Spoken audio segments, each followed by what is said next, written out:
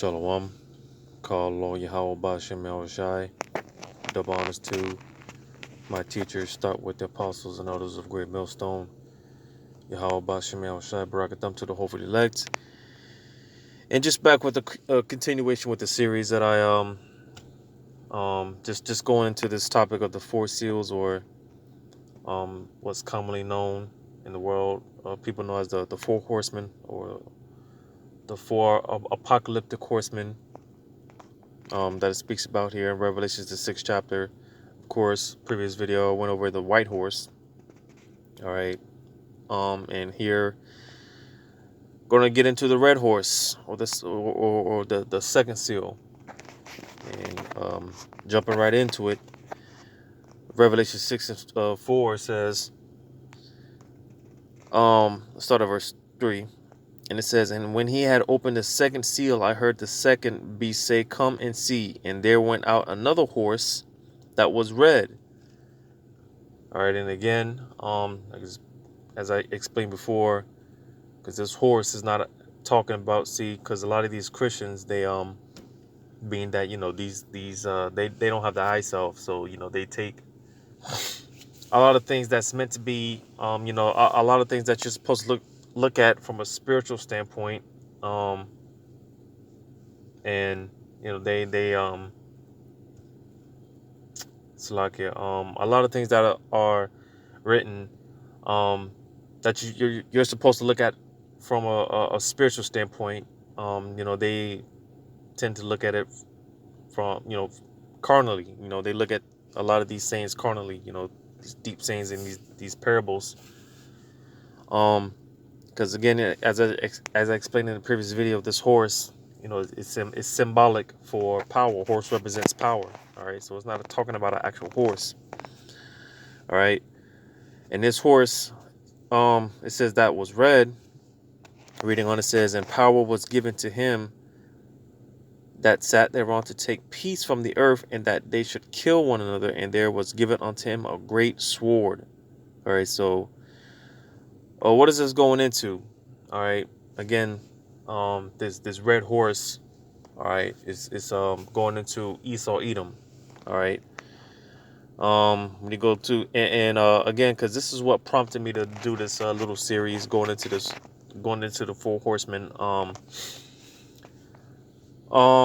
because I had it on the back of my mind to do a back to the basic, like a back to the basics, and just touching on Esau Edom, because a lot of times you might hear me say, talk about Esau Edom, Esau Edom. I never really broke it down, and for whatever reason, I've always like I said, because with that being said, I also had going into the red horse. So I had this this topic on the back of my mind dealing with Esau Edom, and right alongside there, the red horse. Both these two topics were just sitting on the back of my mind. So it just kind of, that's, and like I said, this is what kind of prompted me to do this little series. So it kind of ties in, and kind of worked out through the spirit. But so again, going back to this red horse, which again being Esau Edom. All right. But when you go to the beginning in Genesis 25 and 25, matter of fact, starting at verse 23, says, and the Lord said unto her, two nations are in thy womb, and two manner of people shall be separated from thy bowels, and that one people shall be stronger than the other people, and the elder shall serve the younger. And when her days to be delivered were fulfilled, behold, there were twins in her womb, and the first came out red all over like an hairy garment, and they called his name Esau. So you see, again, because being that, also on another note, a lot of times you hear me say, refer to the white man as a so-called white man, because he's not white. All right. Typically white in the Bible is associated with purity and righteousness, right? And being that Esau Edom, which is the so-called white man, all right.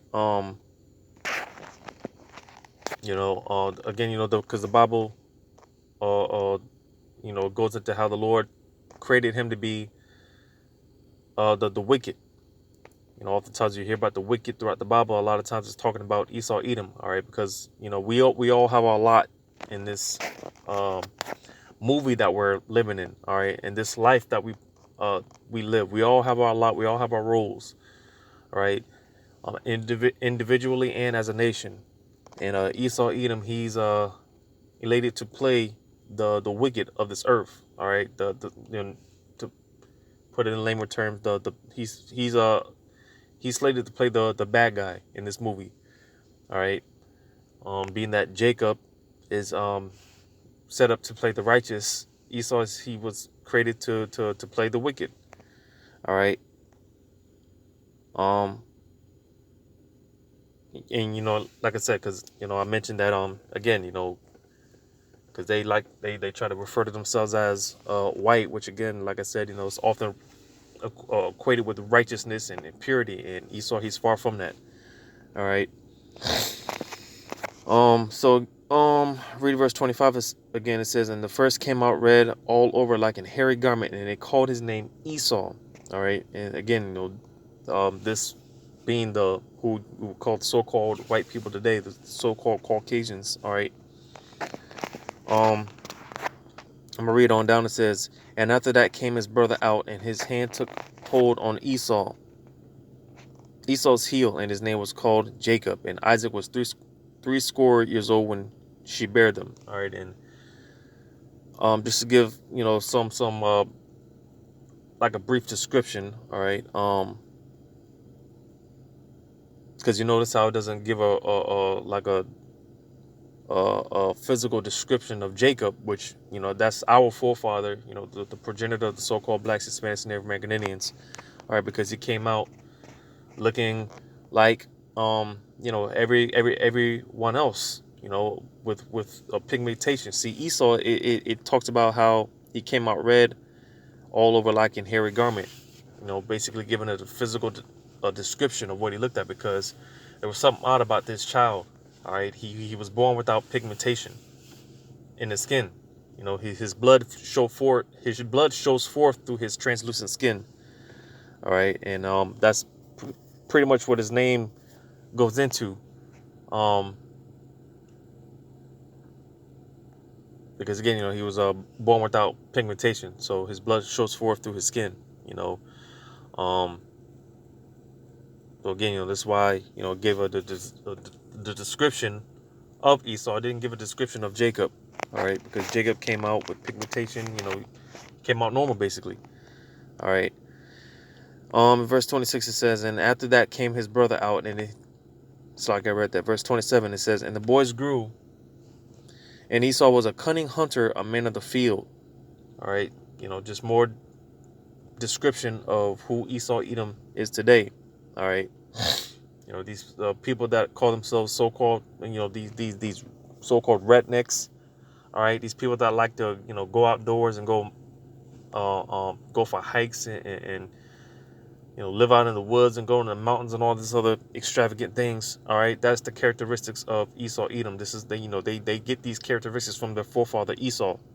All right, and it goes deeper than that when you read about Cain and throughout the generations of Cain. All right, and Cain's seed.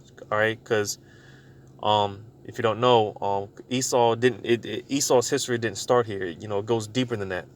You read about Cain. All right. But nevertheless, sticking to the point here concerning Esau, all right. It talks about how he's a cunning hunter. He's a man in the field. Again, he likes to be outdoors in the wilderness and things of that nature. All right, they like to go hunting and stuff like that. All right. Again, this is their characteristics, and just a little more proof that Esau, he's a so-called white man today. All right, because again, you just see, look at the people who like to go out camping and all that stuff. All right, that's Esau. It's the characteristics of Esau Edom. But when you read about Jacob, it says, and Jacob was a plain man dwelling in tents. So you see, Jake for the most part, man, Jake likes to chill out.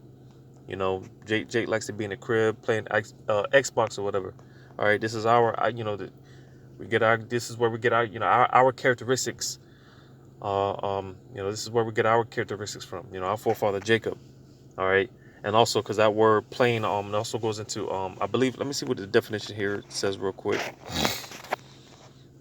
Because I believe the word that word plain also goes into like righteousness, if I'm not mistaken. Just read some of this. Let me before I get any distractions. So the definition for plain, it says perfect, complete, perfect, one who lacks nothing in physical strength, beauty, sound, wholesome. Because again, basically, man, if I'm not mistaken, the understanding, again, actually, it says it down here. Strong's definition. It says complete, usually pious, specifically gentle, coupled together, perfect, plain, undefiled, upright. All right, which again, basically, if I'm not mistaken, it goes into righteousness. All right, because again, Jacob was which is so-called blacks, Hispanics, Native American Indians, the Israelites. We were created to be the righteous, and Esau, he was created to be the wicked. All right, all in all. But again, not to get too deep into it, just sticking to the point, just to get a little few more points concerning Esau, just to show him more how the characteristics on how that Esau is going into the so-called white man today. Jumping down to verse 29, it says, and Jacob sawed pottage, and Esau came from the field, and he was faint. And Esau said to Jacob, feed me, I pray thee, with that same red pottage, for I am faint. Therefore was his name called Edom. All right, because that red pottage basically goes into like raw meat. More characteristics of Esau. All right, they like their steak, bloody, barely cooked, rare. Right. On the other hand, man, Jake, they want their shit cooked. But again, just show more characteristics of Esau Edom, and showing that he is a so-called white man. All right. And again, say so-called because he's not white. All right. Actually, he's red. Because he lacks pigmentation, and his blood shows forth through his skin. All right. So just some brief history, and hopefully further edification, showing that Esau Edom, being the so-called white man, all right, he's actually the red man, the red Hebrew Edomites. All right. But again, showing that he's that going back to Revelations, the 6th chapter. All right, that this red horse is talking about Esau Edom. All right, because in the previous video I also mentioned, not the last video, but I think a video before that I did the other day, going into Job 9:24, how the earth was given unto the hand of the wicked. All right, where's this at? All right, so yeah, because when you read on, verse 4 says, and there went out another horse that was red. All right, and again, this red horse is going into Esau Edom. The Lord allowed Esau to pretty much play out his lot, which is to be the wicked, and pretty much bring destruction upon this earth. All right, because I was going into how this earth is sick, man, and this curse that needs to be removed from this earth. All right, it says, and power was given to him that sat thereon to take peace from the earth. So you see, again, because it's all to fulfill the will of Yahweh Bashem Yahushai at the end of the day. All right, because like I said, Esau, I mean, he's doing nothing more than playing out his part. He's playing his lot. He's playing his role. All right. And again, you just look at and see what's going on today with all the riots and protests around the world, man. All right, clearly there's no peace on this earth at all. All right, and again, the root cause being this cancer. All right, this curse, which is Esau Edom. All right, It says, in that they should kill one another, and there was given unto him a great sword. Yeah, because again, Esau being the nothing but the um that's in I think that's in Isaiah the 10th chapter. And look for this real quick.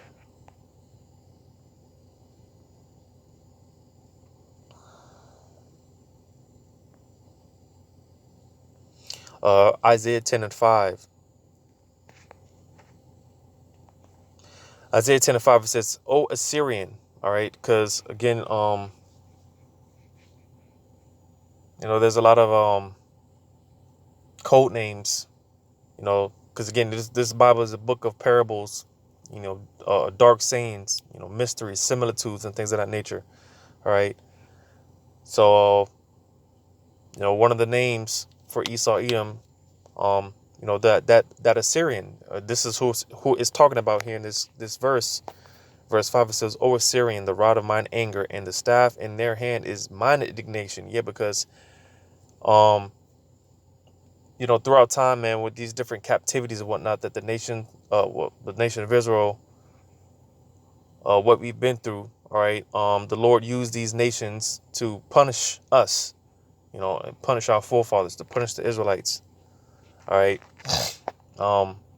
Again, to all fulfill the will of Yahweh Shem Shai at the end of the day, all right. And again, Esau, Edom, he's not more than the punishing rod of the Heavenly Father, all right. Even more so used to punish the Israelites, all right.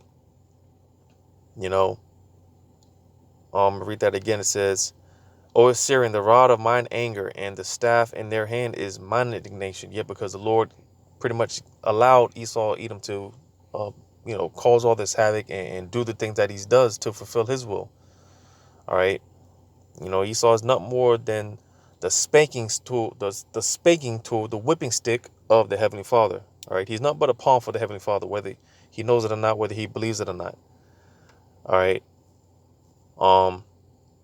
And again, because even more so, man, the Lord is about to give Esau, Edom, the green light to really come down, not only on the world, but even more so these Jakes, to execute judgment.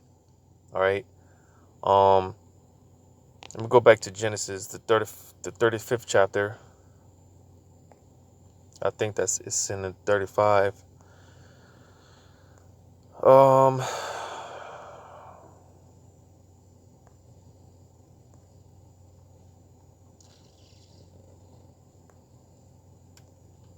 No, I don't think this is it. Or is it?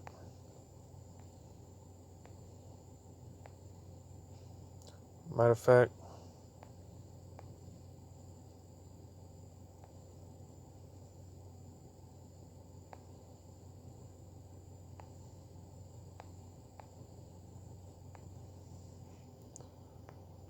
bear with me as I look for this.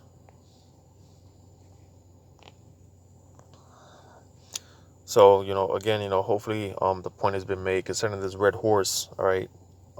It's actually Esau, Edom, which is the so-called white man, which again, he's not white. All right. He's red. He's the red Hebrew Edomites. These red Hebrew Edomites. And the Lord, which I'm about to go into his blessing if I can look for it.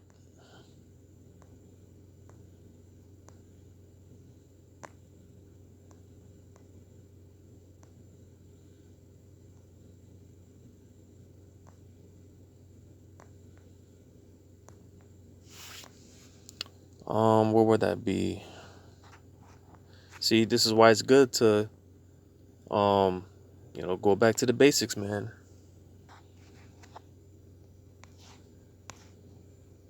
Looking for the blessing.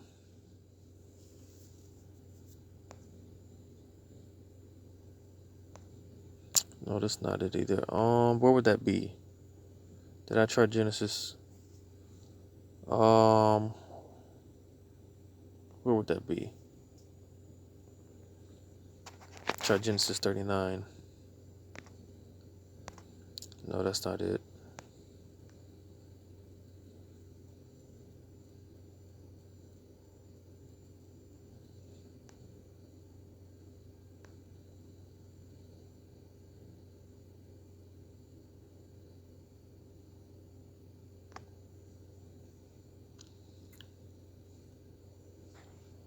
Yeah, I'm trying to go into, I'm looking for the blessing that Isaac gave to Esau. All right, because again, when you read in Revelation 6 concerning this red horse, all right, power was given unto him. All right, and it goes back to the blessing. Oh man,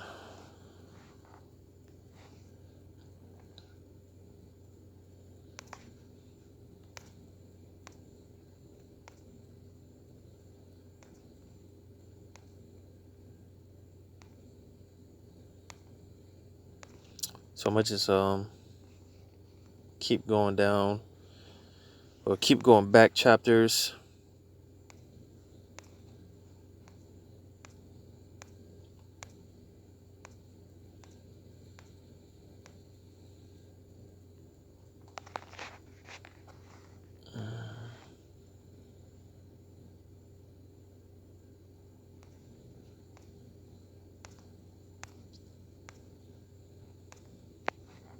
Bear with me, y'all,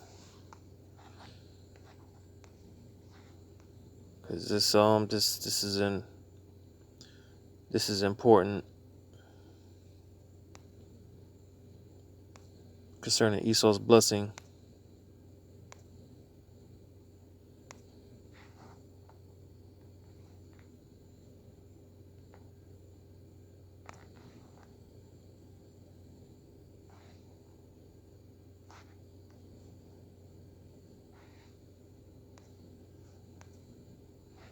Now, this was when Isaac was pretty much on his deathbed.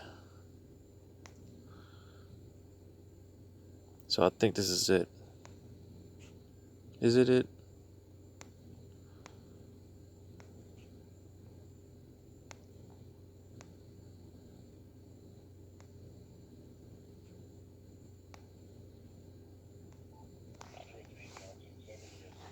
Oh man.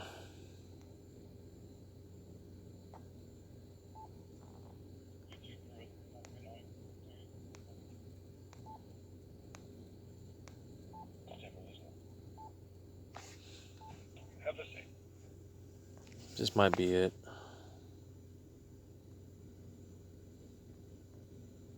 Yeah, this is it. And basically just to get to the point, because kind of burnt wasted time looking for it. Go ahead and get right to the point. Slakia for the taking too long. Because again, this is concerning the when Isaac was on his deathbed, and if you have ears to hear, all right. Because again, concerning this red horse spoken about in Revelation, power was given unto him, all right. But if you have the ears to hear and to receive, all right, Isaac was Yahushai, all right, because ultimately Yahushai was the one that gave Esau this blessing, and ultimately Yahushai is going to be the one to take it away, all right. Um, you know, for those that have the ears to hear, to receive. So again, concerning Isaac, which again that was Yahushai, Isaac being on his deathbed, blessed to was going to bless his sons. All right. Um.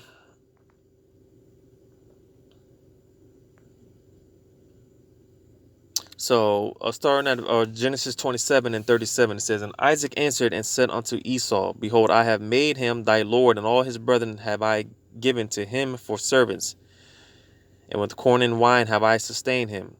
And what shall I do now unto thee, my son?" Yeah, because again,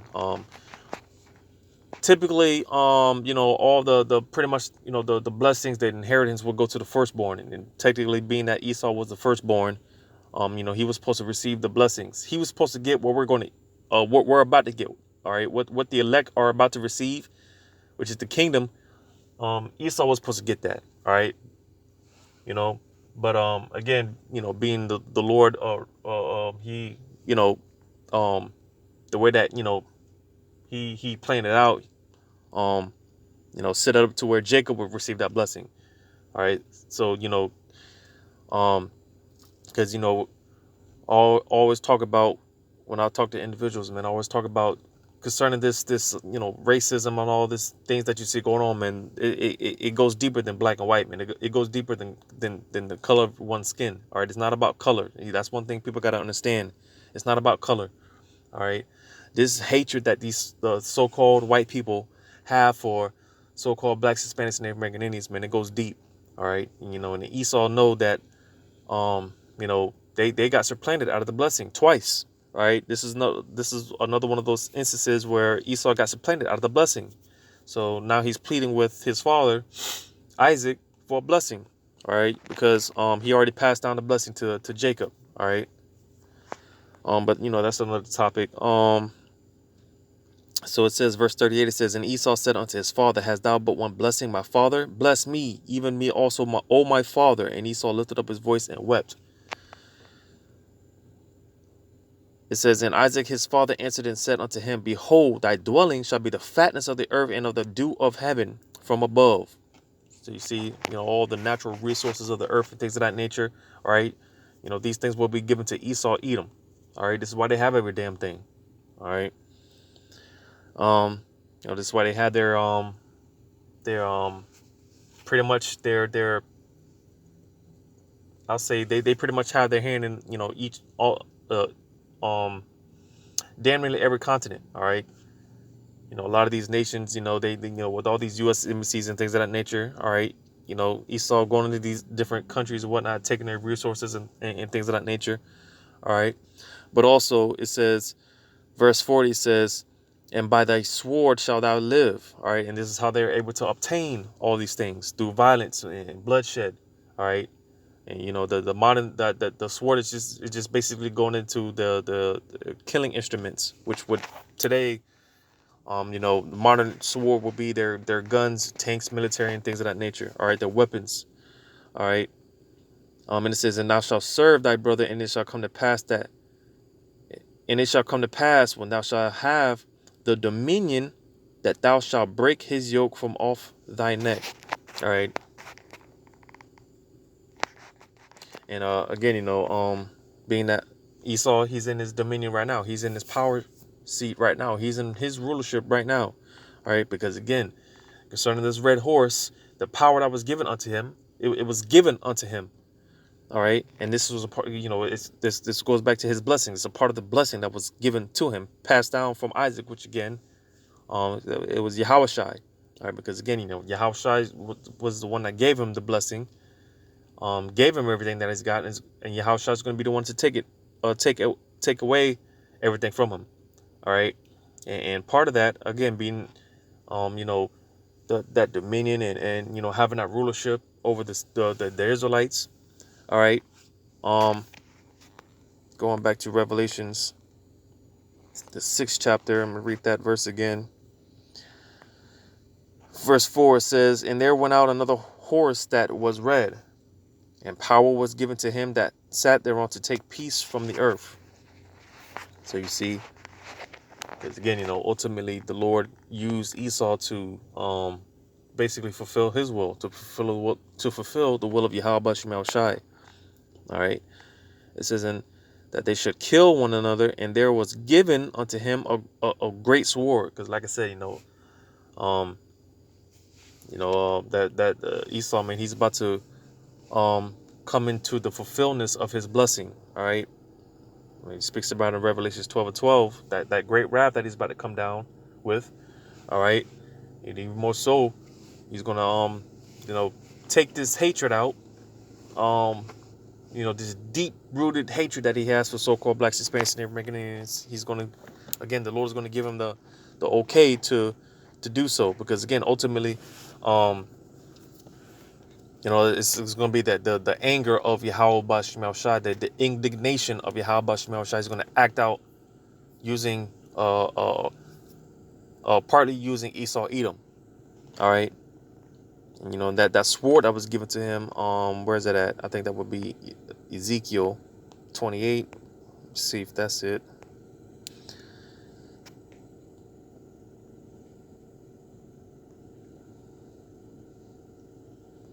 No, that's not it. Where's that at? No, this is Ezekiel. Where would that be? Let me try 25.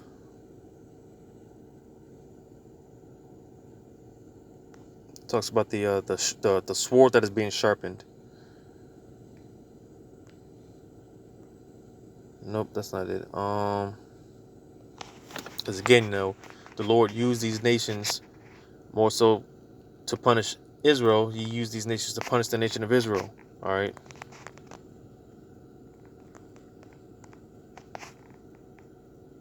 Ezekiel 21. Ezekiel 21. Starting at verses I'll